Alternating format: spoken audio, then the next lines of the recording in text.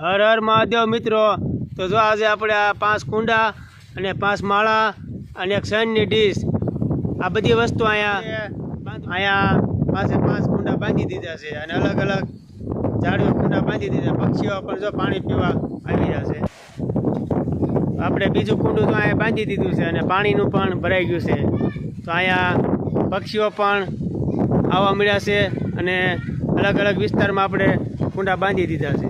જો અહીંયા ઝાડવા અને લીંબુડી અને બધું છે। અહીંયા જો કુંડું આપણે બાંધી અને ભરી દીધું છે તો પણ પક્ષીઓ પાણી પીવા માટે તો આમાં બધી બગીચામાં હજારો પક્ષી આવે છે અને ઠંડુ પાણી પીશે। કુંડા બાંધી દીધા છે આ ચકલીઓના માળા અને સાઈડ જો અમારા કુંડા બાંધીને હવે જાંબુડા પણ ખાવાના છે એટલે જાંબુડા પણ લીધા છે।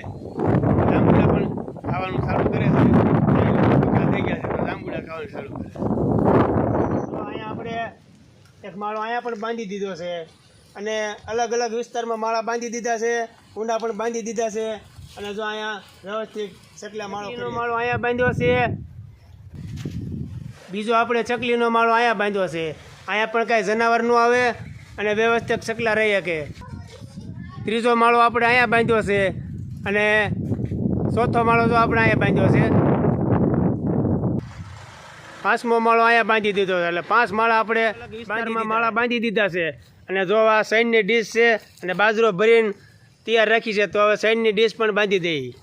અહીંયા માળા વસાળે સૈનની ડીશ પણ બાંધી દીધી છે એટલે ચકલા પણ જો સૈન ખાવા અહીંયા આવી શકે।